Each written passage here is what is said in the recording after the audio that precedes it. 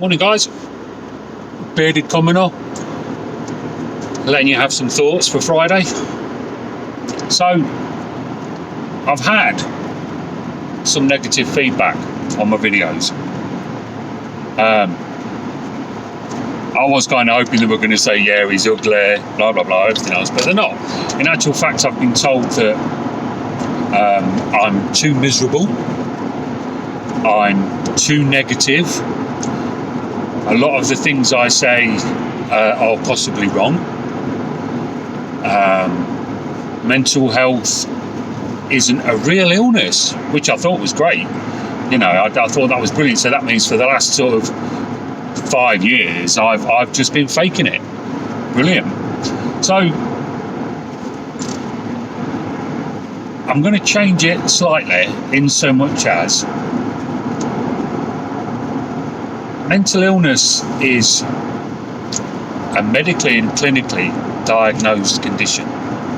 You can't just go to your doctor and say, I'm a little bit sad. So he will say, right, you're depressed. Let's get a few things right, shall we? Mental illness doesn't mean sad. Mental illness doesn't mean lazy. Mental illness doesn't mean can't be arsed, don't want to talk to you, I'd rather sit in a dark room. Mental illness isn't running away, and mental illness isn't hiding. It's the exact opposite of all those things. Mental illness is a chemical imbalance in your brain that as a person, you just can't quite get that balance for whatever reason. But it means that as a byproduct of that chemical imbalance, for me, you tend to overthink. Overthinking leads to anxiety. Overthinking can sometimes lead to paranoia. Does that make me somewhat different? Yeah, it does, because I'm ill. Like the old saying goes, if mental illness came with a cast, you won't question it at all. Now, I've said it again and again and again. We cannot change these kind of short-sighted opinions if we don't talk about it. People still are not talking about mental illness. I'll put my hand up. I'm one of the people. We have a scheme at work for mental health days. I've not been to HR and talked about it at all because I'm worried. Because I'm worried what people will say. I'm worried because on the outside, I'm Big J, trustworthy, can have a laugh, can have a good conversation with Jay. Yeah, I'm trustworthy and you can have a good conversation with me because I'm hiding who I am. It's easy for me to sit there and listen because then I've not got to talk about me at all. And that's what I want. You know, you will find people with depression and anxiety either won't talk or will be very, very, very skilled in turning the conversation around to you. Because we don't want to talk about us. We ain't interested in talking about us. Because to us, our life is shit. We have nothing going for us in our life, really. We're these people that, you know, yeah, we just drift through life, we hide, we need time off, blah, blah, blah, blah, blah. But that's not the real us. And people will not get to understand the real us, the real problem with anxiety and depression within men. Women have an awful lot of help, and yes, there is help for men as well, but not for our attitude towards talking about how we feel. And talking about how we feel is the only way that we are going to change the stigma. Because the stigma isn't about mental health. The stigma is about people talking about mental health. The vision that people have of somebody being depressed is somebody sitting in a corner, not saying anything. Right? Yeah, that may be true. For a lot of people, that may well be true.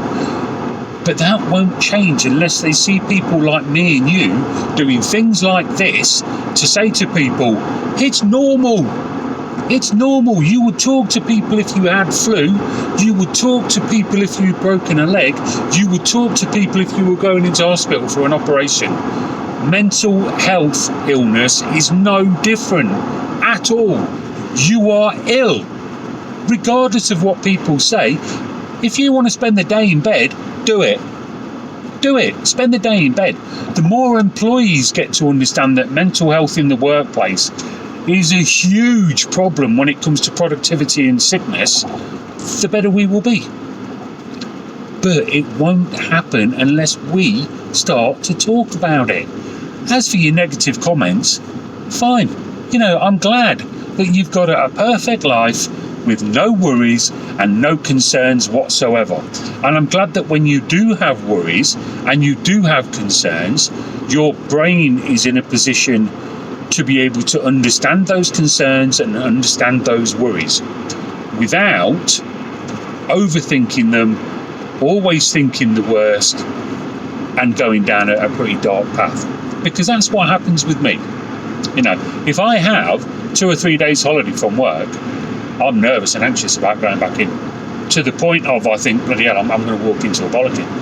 I have an important job. I have a house, kids, car, everything. What have I got to be worried about? What have you got to be depressed about? That's one of the main questions. Probably nothing is the answer. But in reality, because my brain isn't working properly, I can't see that. That's what people need to see. That's what people need to understand. We don't make these decisions for a laugh. I wish we did. I really wish we did. The only thing I suppose about mental health is that people won't use it as an excuse for pulling a sickie because of the stigma that's around it. So, I hope this video's been happier for all you haters out there. Like my son says, click the subscribe button and don't forget the merch. Seriously.